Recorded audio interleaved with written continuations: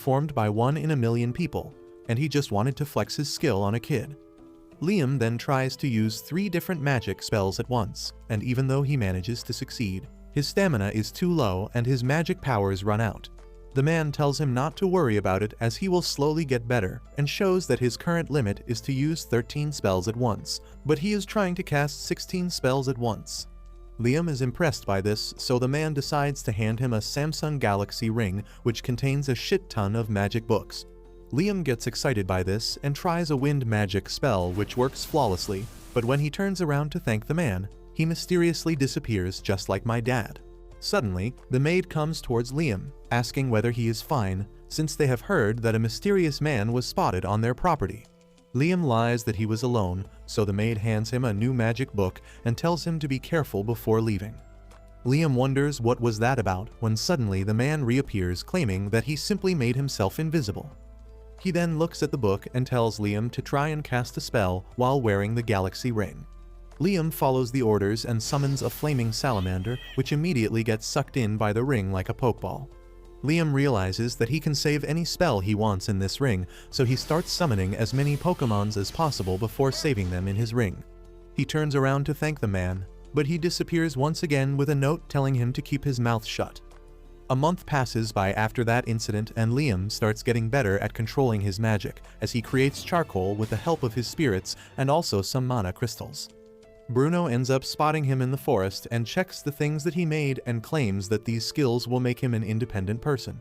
After that, this incel happily claims that he is getting married to a low-ranking noble family. But even though they are poorer, Bruno will still have more independence and will also pop his cherry finally. Liam is happy to hear that, but Bruno tells him that he should also start looking for ways to get independence.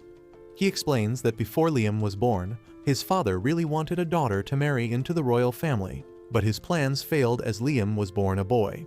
Out of desperation, his father collected 1,000 soldiers and launched an attack on the Dragon of the Hills, but even though he managed to seal the monster, he ended up losing 90% of his soldiers. Bruno claims that even though Alb and their father are trying everything desperately, he personally thinks that the Hamilton family is over and Liam should secure his own future.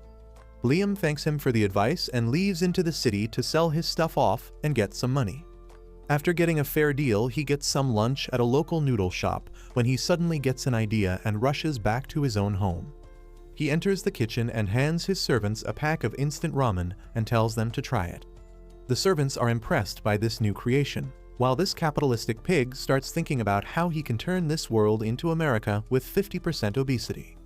He immediately rushes off to sell the instant ramen in the local shops, but they refuse to buy his product since his oldest brother Alb has put a restriction on him from selling his stuff. Liam leaves sadly, while Alb walks out from behind the counter, cursing Liam for being so good at magic. Liam, on the other hand, wonders what he could do now and decides to try something out. He has recently learned a storage box spell which can store a ton of stuff inside and can also teleport it somewhere else. Liam decides to use his magic unconventionally and creates a clone of himself which he sends off to a different kingdom not controlled by the Hamilton family. The clone ends up selling everything and puts all the money back in the storage box, which Liam can easily take out at will. In this way, Liam, the capitalist pig, invented slavery in this new world as well. A couple days pass by as Liam keeps practicing with his own illusions and gets even stronger than before. Suddenly, one day Alb approaches him and claims that he has been hearing a lot of good things about him and asks what he wants to be when he grows up. Liam immediately gets alert since he knows that Alb thinks Liam is trying to become the next family head instead of him, so he simply says that he wants to find a job and earn money. This answer seems to satisfy Alb as he tells Liam that he will introduce him to the Hunters Guild. Liam is really happy about it since he will become an adventurer, this way whose job will be to hunt down monsters. The very next day he visits the Hunters Guild, and where all the adventurers start mocking him for being a short king. But Liam keeps his head up high and his middle finger higher as he walks up to the guildmaster. The man tells him that even if he is a noble, he can only take the jobs befitting his rank and asks Liam to show him how strong he is by attacking him.